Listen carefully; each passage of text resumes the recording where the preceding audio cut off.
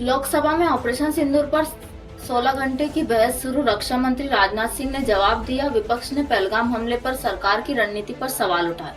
मायावती ने दलगत राजनीति से ऊपर उठकर चर्चा की अपील की। सुप्रीम कोर्ट ने बिहार में एसआईआर से 50 लाख मतदाताओं के नाम हटाने की याचिका पर सुनवाई की। सपा सांसद डिम्पल यादव ने इसे लोकतंत्र विरोधी बताया। अदालत ने पारदर्शिता पर सवाल उठाते हुए आयोग से जवाब मांगा। उत्तर प्रदेश के सीएम योगी आदित्यनाथ सबसे लंबे समय तक मुख्यमंत्री बने। उन्होंने उन्नाव में भारत का पहला एआई विश्वविद्यालय का उद्घाटन किया। विपक्ष ने इसे प्रचार स्टंट करार दिया। मणिपुर में इम्फाल पूर्व और थोबल से 5 उग्रवादी गिरफ्तार। जबरन वसूली का आरोप। पुलिस ने कांगलेई पाक कम्युनिस्ट पार्टी के सदस्यों को पकड़ा। विपक्ष ने हिंसा पर केंद्र की चुप्पी की आलोचना की। मध्य प्रदेश विधानसभा का मानसून सत्र भोपाल में शुरू। बजट पर चर्चा। सीएम मोहन यादव ने विकास योजनाओं पर जोर दिया। विपक्ष ने सिया विवाद में 2 आईएएस अधिकारियों को हटाने पर सवाल उठाए। बीएसपी प्रमुख मायावती ने राहुल गांधी के ओबीसी बयान पर निशाना साधा। उन्होंने कहा कि कांग्रेस का रवैया दोहरा है। भाजपा ने इसे विपक्ष की अंदरूनी कलह बताया। बिहार के डिप्टी सीएम सम्राट चौधरी को अज्ञात व्यक्ति ने जान से मारने की धमकी दी। पुलिस ने जांच शुरू की। सुरक्षा बढ़ाई गई। विपक्ष ने इसे कानून व्यवस्था की विफलता बताया। पश्चिम बंगाल की सीएम ममता बनर्जी ने कोलकाता गैंगरेप मामले में केंद्र पर निशाना साधा। उन्होंने स्थानीय पुलिस की कार्रवाई का बचाव किया। भाजपा ने ममता से इस्तीफे की मांग की। विक्रम सिंह मजीठिया की न्यायिक हिरासत में 2 अगस्त तक बढ़ाई गई। मनी लॉन्ड्रिंग और आय से अधिक संपत्ति का मामला। अकाली दल ने इसे राजनीतिक साजिश बताया। महाराष्ट्र सीएम एकनाथ शिंदे ने उद्धव ठाकरे पर व्यक्तिगत हमला बोला। उन्होंने शिवसेना उबाटा की हार पर सवाल उठाए। विपक्ष ने इसे स्तरहीन बयानबाजी करार दी। दिल्ली में 24 कैरेट सोना 99,970 रूपए प्रति 10 ग्राम, चांदी 1,15,900 रूपए प्रति किलो। अमेरिका जापान व्यापार समझौते से वैश्विक मांग घटी। निवेशकों को सतर्क रहने की सलाह। छत्तीसगढ़ में टमाटर 80 रूपए प्रति किलो। महंगाई से लोग परेशान। विपक्ष ने सरकार पर आपूर्ति प्रबंधन में विफलता का आरोप लगाया। कृषि मंत्रालय ने मूल्य नियंत्रण के लिए कदम उठाने का वादा किया।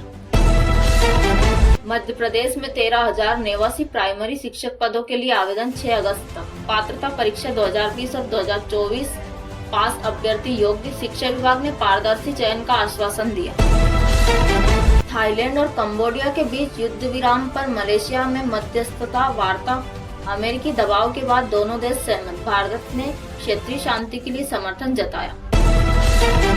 मौसम विभाग ने छत्तीसगढ़ के 20 जिलों में भारी बारिश और बाढ़ का अलर्ट जारी किया। रायपुर और बिलासपुर में स्कूल बंद। प्रशासन सतर्क। लोगों से नदी नाले से दूर रहने की अपील। दिल्ली और मुंबई में डेंगू के मामलों में 20% की वृद्धि। अस्पतालों में अलर्ट। स्वास्थ्य मंत्रालय ने मच्छर नियंत्रण अभियान तेज किया। नागरिकों से साफ सफाई रखने की अपील। मणिपुर में हिंसा के बाद केंद्र ने अतिरिक्त सुरक्षा बल तैनात किए। विपक्ष ने शांति के लिए तत्काल वार्ता की मांग की। स्थानीय लोग सुरक्षा और पुनर्वास की मांग कर रहे हैं। अल्लू अर्जुन की पुष्पा 3 की शूटिंग हैदराबाद में शुरू। फैंस उत्साहित। निर्देशक सुकुमार ने तीसरे भाग को और भव्य बताया। रिलीज डेट 2026 में घोषित होने की संभावना। दिल्ली में मंत्रियों की संख्या सीमा को चुनौती देने वाली याचिका पर हाई कोर्ट में सुनवाई। आप सरकार ने इसे संवैधानिक अधिकार बताया। भाजपा ने इसे सत्ता का दुरुपयोग करार दिया।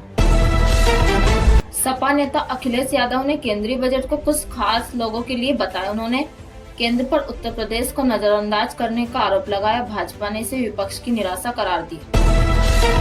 भाजपा अध्यक्ष जेपी नड्डा ने कहा कि बजट में सर्वांगीण विकास का खासा तैयार किया गया। उन्होंने विपक्ष पर तथ्यहीन आलोचना का आरोप लगाया। कांग्रेस ने इसे जनता से कटे हुए बजट बताया।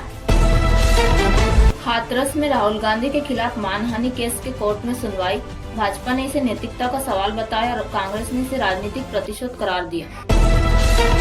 आईपीएस अधिकारी पराग जैन को research and analysis wing RAW का नया प्रमुख नियुक्त किया गया। वे ऑपरेशन सिंदूर में महत्वपूर्ण भूमिका निभा चुके हैं। नियुक्ति 1 जुलाई 2025 से प्रभावी।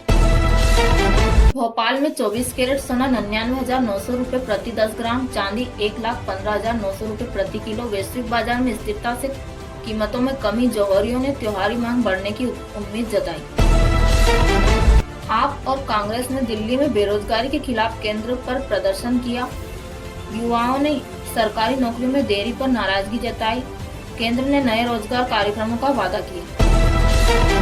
झालावाड़ में स्कूल भवन ढहने की घटना की जांच के लिए समिति गठित। मुख्यमंत्री भजनलाल शर्मा ने जर्जर भवनों की सूची मांगी। शिक्षा मंत्री ने प्रभावित परिवारों से मुलाकात की। भारत ने संयुक्त राष्ट्र में जलवायु परिवर्तन के लिए $50 बिलियन के फंड का प्रस्ताव रखा। विदेश मंत्री जयशंकर ने विकसित देशों से सहयोग की अपील की। अफ्रीकी देशों ने प्रस्ताव का समर्थन किया। मध्य प्रदेश के 20 जिलों में भारी बारिश, बाढ़ का अलर्ट जारी। रतलाम और उज्जैन में जलजमाव, यातायात प्रभावित। प्रशासन ने राहत कार्य शुरू की। मैनुअल स्कैवेंजिंग से 54 मौतों के बाद स्वास्थ्य जोखिमों पर चेतावनी।